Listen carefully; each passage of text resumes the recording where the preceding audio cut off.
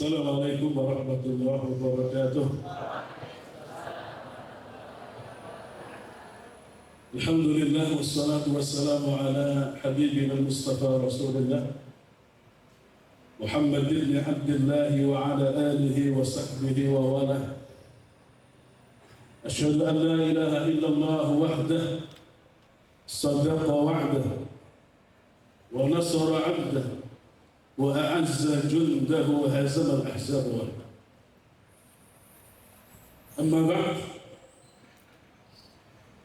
ikhwati wa akhwati fillah, bersyukur kita hari ini bisa bersama-sama berkumpul, entah dalam konteks kita membantu mendoakan, atau dalam konteks kita berterima kasih kepada saudara-saudara kita di Palestina. Yang pertama, saya ingin membuat sebuah analogi. Di antara para ustaz dan ustaz, banyak yang jadi perantau, meninggalkan di kampung halaman orang tua, bapak maupun ibu. Ketika suatu hari kita mendengar bahwa orang tua kita sakit di kampung, atau orang tua kita rumahnya kebakaran atau kena musibah, kita itu membantu mereka. Apa kita itu pada dasarnya berhutang kepada saudara-saudara kita yang tinggal di rumah kita, di rumah orang tua kita. Saya ulangi lagi, saudara-saudara sekalian yang saya hormati. Kita kadang merasa ketika kita berada di Purwokerto ini, orang tua kita sakit, yang mengurus mereka di rumah siapa? Saudara-saudara kita yang di rumah. Ketika kita kirimkan bantuan kepada mereka, itu bantuan kita atau kewajiban kita sebenarnya. Jadi otak kita jangan dibalik. Jadi mestinya kita itu berterima kasih kepada warga Palestina yang menjaga Masjidil Aqsa. Karena Masjidil Aqsa itu punya orang Muslim, punya kita. Sama dengan orang tua di rumah kita, itu orang tua kita, bapak ibu kita. Jika tak kala mereka kena musibah, tak kala mereka itu sakit, tak kala kebakaran, tak kala apapun di rumah kita itu berhutang budi kepada saudara-saudara kita yang tinggal bersama bapak ibu kita. Jika kita bayangkan, saudara sekalian, bahwa Baitul Maqdis, Masjidil Aqsa itu punya orang Muslim. Ini yang hilang dari orang Islam. Jadi kita bukan lagi membantu orang Palestina. Orang Palestina yang membantu kita menjaga Baitul Maqdis. Ini yang pertama tentang kedudukan Baitul Maqdis bagi orang-orang Muslim. Maka yang perlu kita bangun dalam pikiran kita, kalau orang tua kita di rumah kena musibah, berapa sumbangan yang harus kita berikan? Bukan sumbangan, berapa kewajiban yang harus kita keluarkan? Berapa kelayakan kita memberikan kepada orang tua kita yang kena musibah? Itu kewajiban kita pada dasarnya, bukan kewajiban saudara-saudara kita di rumah.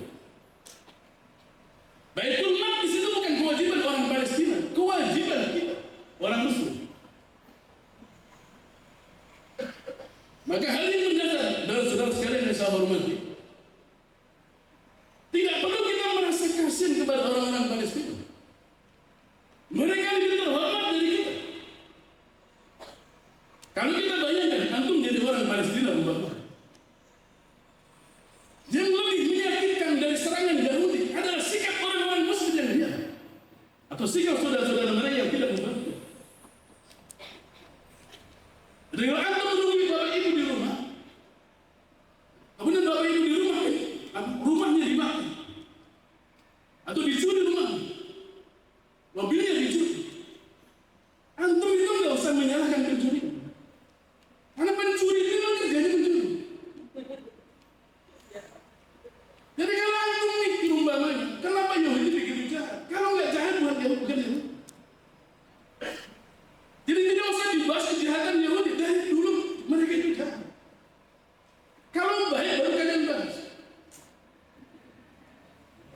Ada maling kok luar biasa, rajin soalnya baru dibahas. Pemaling kerjanya nyolong, nggak usah dibahas. Jadi kita juga kadang membahas sesuatu yang sudah pasti. Preman, kerjanya Pak, malah ini. Kalau ada preman sedekah itu baru kemudian antum bahas. Preman sekarang luar biasa. Jadi kalau ada Yahudi, orang-orang Israel memerangi orang-orang Muslim, itu dari dulu sudah ada. Justru kalau nggak begitu aneh. Kalau lo lihat kucing, di depannya ada ikan asin kok diam saja, itu kucing aneh. Jadi yang harus kita bangun, itu tuh mengembalikan kesadaran kita bahwa pada dasarnya saudara-saudara kita di Palestina adalah orang yang berjasa kepada kita menjaga Masjidil Aqsa. Karena Masjidil Aqsa itu bukan kewajiban mereka menjaganya, kewajiban semua muslim menjaga. Ini yang harus kita kembalikan. Jadi dengan kita menyisihkan sedikit yang kita punya supaya saudara-saudara kita jangan, saudara-saudara sekalian yang saya hormati, seberapapun yang kita keluarkan ketika kita berasumsi meringankan apa yang mereka alami, yang lebih meringankan mereka adalah sikap kita, bukan wujud bantuan kita. 1 miliar ditaruh di mereka, buat apa? Yang lebih menyakitkan kita ketika kita di rumah kita menjaga orang tua kita. Saudara-saudara kita tidak ada yang menghubungi kita. Saudara-saudara kita tidak yang berbela sungkawa kepada kita. Itu lebih menyakitkan dari Yahudi.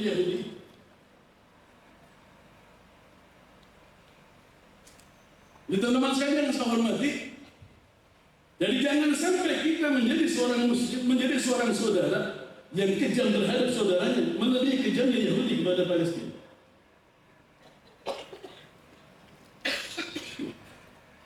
Kalau sudah batuk-batuk itu biasanya nggak apa-apa. Mohon maaf, karena memang alasannya begitu.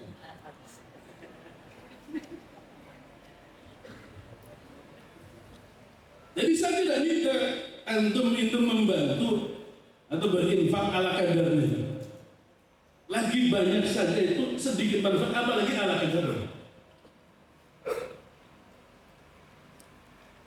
Jadi layaknya pantasnya orang punya kewajiban dan kita tidak melakukannya, dijaga oleh saudara-saudara Palestina. Berapa kita membantu?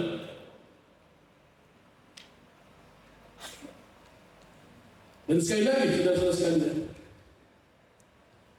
seberapapun nominal yang kita berikan, mungkin tidak begitu meringankan apa yang ada di mereka.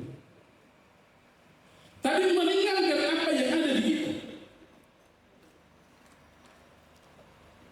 Jadi yang kita keluarkan itu bukan bantuan untuk mereka, bantuan untuk kita di hadapan Allah.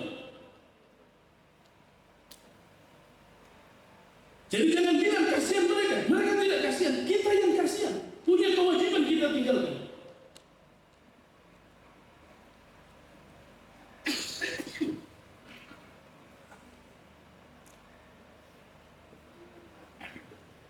Itu yang pertama, saudara-saudara sekalian. Jadi kita ibaratkan Masjidil Aqsa itu ibarat bapak dan ibu kita. Kewajiban kita menjaganya. Dan saudara-saudara kita di Palestina itu saudara-saudara kita yang menunggu Masjidil Aqsa. Kita bayangkan saudara sekalian, kalau Masjidil Aqsa tidak ada di Palestina, apakah orang-orang Palestina akan digembur? Anda bayangkan kalau Masjidil Aqsa ada di Purwokerto yang digembur gitu.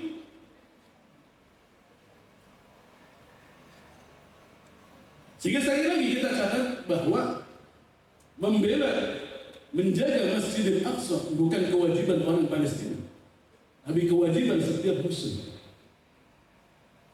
Sehingga aksi kita hari ini bukan untuk membela orang Palestina, untuk membela diri kita, menunjukkan kewajiban kita sebagai seorang muslim bahwa kita punya kewajiban membela atau mempertahankan Masjidil Aqsa.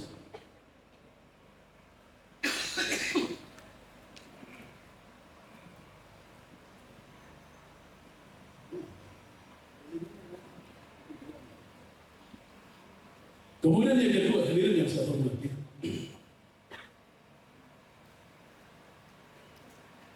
Allah berfirman di dalam kitabnya, wa laqad sabaqat kalimatuna li'ibadina al-mursalin innahum humul mansurun. Jadi sudah ditulis oleh Allah dari dulu bahwa Allah telah menetapkan untuk hamba-hambanya orang-orang yang diutus para nabi dan rasul. Mereka itulah orang-orang yang akan mendapatkan pertolongan. Wa inna jundana lahumul ghalibun. Dan sesungguhnya pasukan kami, kata Allah, tentara kami, mereka itulah orang-orang yang menang. Saudara yang saya hormati, hal yang paling indah bagi seorang hamba Allah adalah ketika diangkat menjadi tentara Allah. Hal yang paling tinggi dari seorang hamba Allah itu ketika Allah menjadikannya seorang tentara untuk membela agama.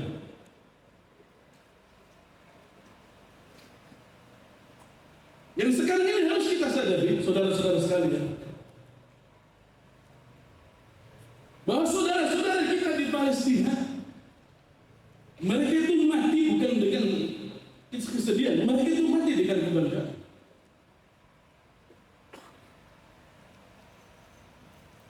Ada air mata mereka menangis, mengalir ketika melihat orang tuanya mati, saudaranya mati. Itu manusia. Tapi tak kala mereka mati dan bahagia karena matinya membela agamanya, itulah iman. Dua hal yang berbeda. Manusiawi ketika orang melihat anaknya mati, dia menangis. Tapi keyakinan bahwa anaknya mati sebagai syahid, itulah keimanan. Dan itu tidak dimiliki oleh kita, tapi dimiliki oleh saudara-saudara kita di Palestina. Jadi pasukan Allah, tentara Allah itu tidak pernah tahu. Jadi saya kasih contoh begini, saudara sekalian. Kacamata sukses kita kadang bermasalah. Saya contohkan Bang, kalau orang sekolah biasanya yang dibilang sukses itu yang berprestasi. Dari mulai TK, PAUD ya, sampai dengan SMA, sampai kuliah, kuliahnya pun kuliah yang paling favorit kedokteran. Begitu jadi dokter maka dia sukses. Pertanyaannya begini, saudara sekalian. Suksesnya orang itu ketika jadi dokter, apa ketika dia mulai dari awal itu melangkah menjadi dokter?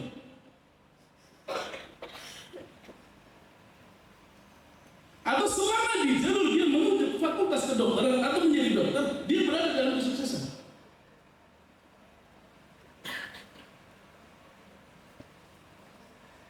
Saya ulangi lagi.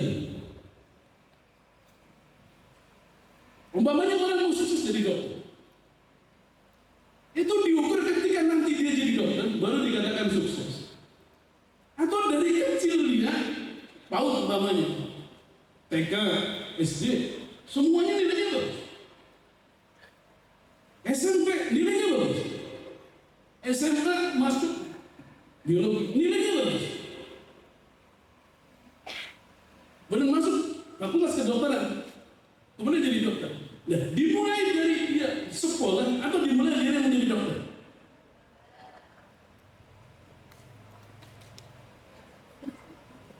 Jadi sebenarnya saudara sekalian, ketika di SMA-nya tiba-tiba dia ngambil STM, itu sudah kelihatan gagalnya.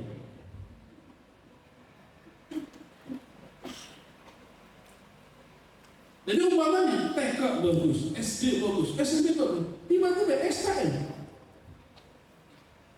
ngambil mesin. Nah, kira-kira masuk ke dokteran apa? Dari dokter mobil,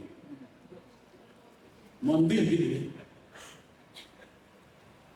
Jadi pada dasarnya agama kita tuh mengajarkan hal yang sama.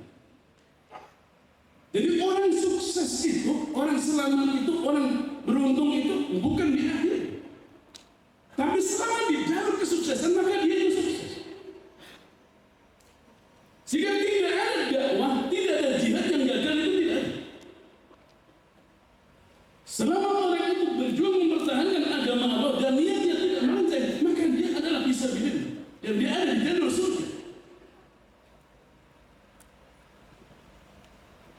Maka muncul kalimat Allah, wala tahsabanna alladziina qutilu fi sabilillahi amwat bal ahya'un 'inda rabbihim yurzaqun. Jadi jangan kamu menyangka bahwa orang-orang yang terbunuh di jalan Allah, orang-orang yang mati itu mati. Mereka masih hidup. 'Inda rabbihim yurzaqun. Ambil di surat Al-Imran. Mereka di sisi Tuhan mereka itu diberi rezeki.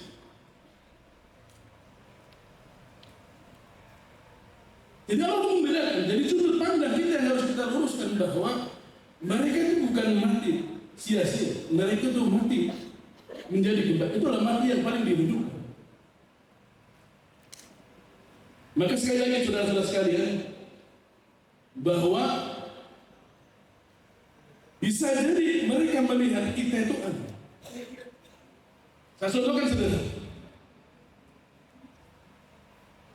Kita pernah melihat anak-anak pang di jalan, rambutnya keriting-keriting, bukan keriting, gimbal. Berapa tahun dia nggak sampah? Segala jenis kutu ada di rambutnya. Tapi saya tanya kantor, mereka itu senang apa susah?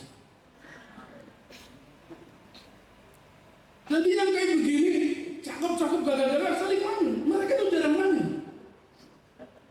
Nyanyi terus. Mereka yang mau pergi, nunggu truk kami. Rajin duit saja. Atau dunia banyak main saja. Saya tanya, antum sama mereka bagaimana? Di mata mereka antum itu orang-orang aneh. Normal teman begitu gitu. Maka gak bosan gitu. Di mata kita, mereka itu aneh. Ternyata di mata mereka, kita yang aneh.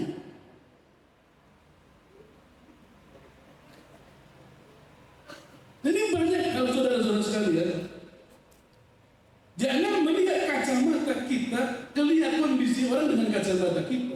Kita harus melihat kondisi mereka dengan kacamata mereka. Anda melihat pernah orang-orang Jakarta Betawi kebanjiran? Waktu wartawan itu ngambil gambarnya atau ngambil videonya, mereka itu menangis sama ini. Kita yang menceritakan begitu sedih, yang diceritakannya ini.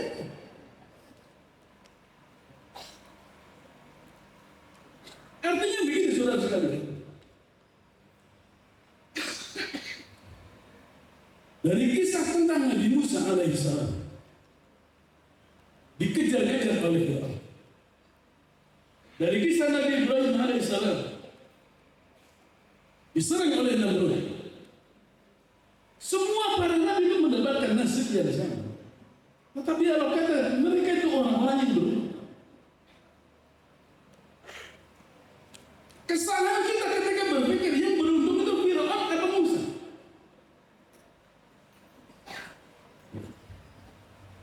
Menurut kita, yang beruntung itu Fir'aun atau Musa? Yakin? Musa atau Fir'aun? Musa itu dikejar-kejar.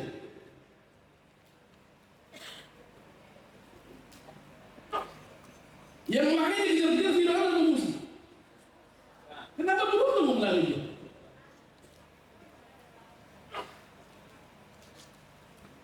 Yang beruntung itu Namrud atau Ibrahim? Yang dibakar siapa?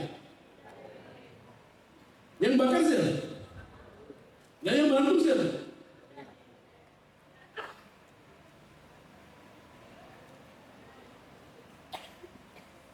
Jadi kita mulai belajar di mata dunia, orang orientasi dunia, yang beruntung itu namanya. Tapi orang berorientasi akhirat atau berorientasi surga, yang beruntung itu Ibrahim.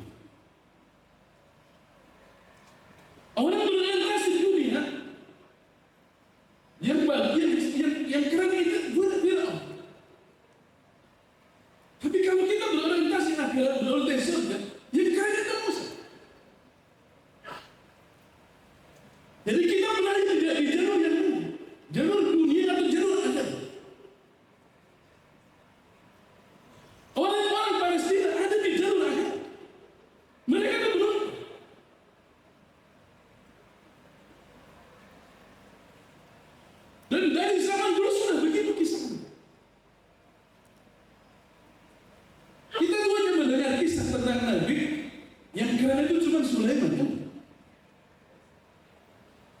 Sulaiman apa? Hartanya banyak banget. Raja bukan? Istrinya banyak. Langsung dia nih. Ini ibu langsung dia. Istrinya banyak nggak Sulaiman? Beruntung apa nggak dia? Banyak ada yang beruntung di istrinya.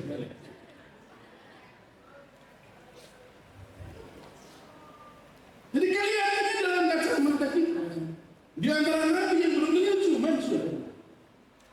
Yang lain itu menderita. Tapi sekali lagi saudara kita, Sulaiman itu kelihatannya memang sangat teori kita. Tapi menjadi ketika dia yang dia punya, yang diakui milik, itu apa masalahnya? Saya tadi kantor, antum mending bikin uang banyak apa uang sedikit? Ya banyak model yang boleh. Dikit. Ngomong dikit nyari terus gimana?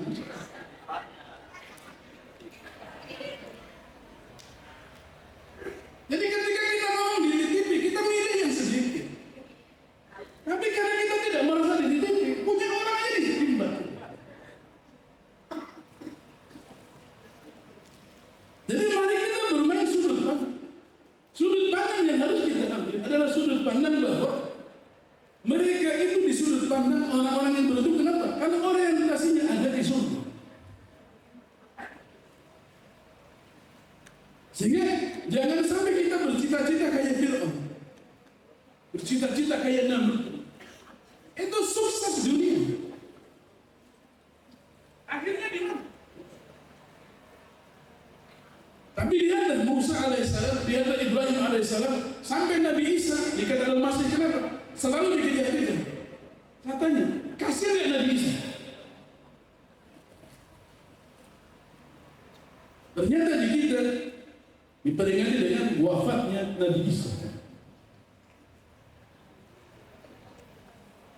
Jadi sepanjang hidupnya tidak tetap di satu tempat, selalu dikejar-kejar kaum untuk dibunuh.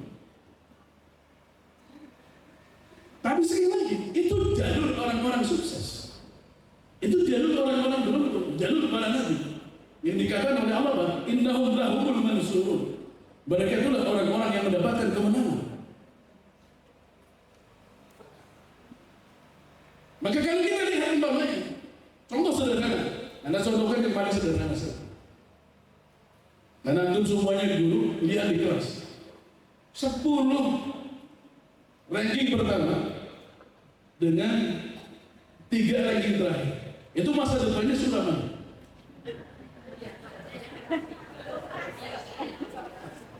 Dalam kacamata kita ketahui yang apalagi yang 3 ranking pertama, ini orang-orang calon sukses.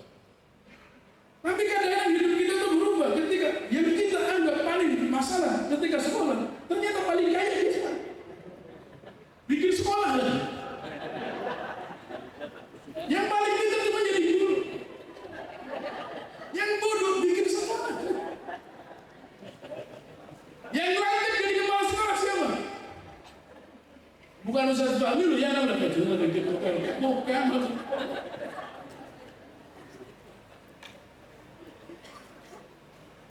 Jadi terkadang subhanallah, begitu. Saya tanya, yang dilantik dengan yang dilantik, sukses yang mana? Jadi sebelum melantik, nggak usah bangga dulu, baru dilantik. Jadi sekali lagi, ketika kita melihat saudara-saudara kita di Palestina, mestinya kita itu iri. Sama dengan ketika antum melihat saudara antum itu yang nunggu orang tua antum, sakit mereka yang ngurusin, mestinya antum iri. Kenapa bukan kita yang mendampingi orang tua kita? Sebuah kehormatan besar ketika Allah memilih kita menjadi orang yang mendampingi Baitul Maqdis, yang menjaga rumah, pasti orang yang dipilih oleh Allah Subhanahu wa Ta'ala. Maka sudut pandang kita kepada orang Palestina, mereka orang-orang yang dipilih oleh Allah untuk menjaga rumah. Tidak mungkin orang biasa. Jadi ketika antum berpikir mereka kalah, kalau mereka mau kalah sudah dari dulu kalah. Sampai sekarang tidak pernah kalah. Sehingga teman-teman sekalian yang saya hormati, sekali lagi bahwa jalur yang harus ada dalam pandangan kita, sukses yang diiringi oleh para nabi, oleh para tentara, sukses jalur. Sehingga Allah tidak pernah menyalahi janjinya, Allah tidak pernah tidak menunaikan janjinya. Janji Allah itu pasti terjadi. Kalau Anda kemudian bertanya, kenapa Allah tidak membinasakan orang-orang Israel saja? Kalau orang Israel dibinasakan, antum ngapain? Enggak dibinasakan aja kita nggak ngapa-ngapain.